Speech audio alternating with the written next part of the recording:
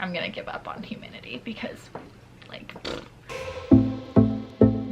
Hey guys, so today I wanted to address something that a lot of you guys have been messaging me about. As we all should know at this point, if you haven't, I would suggest Googling the coronavirus. It is kind of a big deal. The World Health Organization has named it a global health emergency, and I kind of want to tell you guys what's been going on in Korea in terms of my perspective and my experience of what's been going down.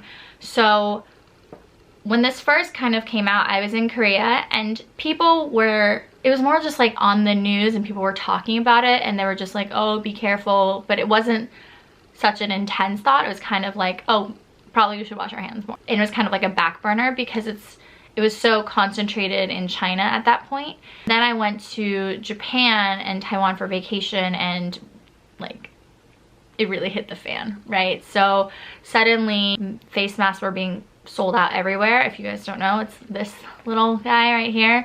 A quick tip, the white is on the inside and the color is on the outside, and you kind of wear them like this, and there's a wire here and you actually push it to shape to your nose so that this whole area is blocked off and this area goes under your chin, and you kind of just walk around like this. I think when Western culture, they see all these photos with these face masks, they really freak out and they think everybody's sick. But that's actually not the case. In Asia, people wear these all the time anyway, actually. We wear these because it's cold out. We wear these for a fashion statement. We wear these because we're not wearing makeup and we don't want to go outside and have people see us without makeup. We wear these, usually, like if we have the sniffles or allergies, people wear this all the time anyway, but now it's like more so because of the virus. And when I was in Japan, there was actually, they were like pretty much sold out. In Taiwan as well, they were pretty much sold out, and they were limiting people's purchases.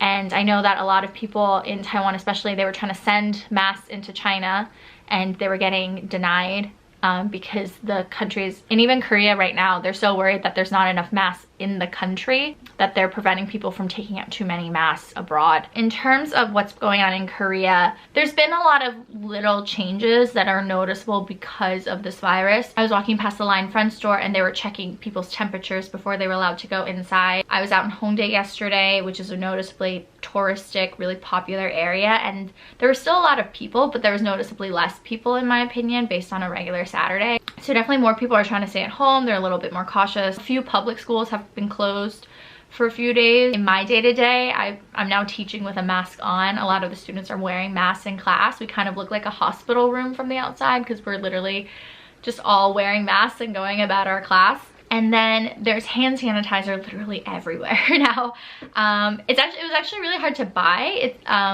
because it's such a hot item, but like, yeah, on like the bus today, I saw that there's a hand sanitizer tied with cable ties to the poles.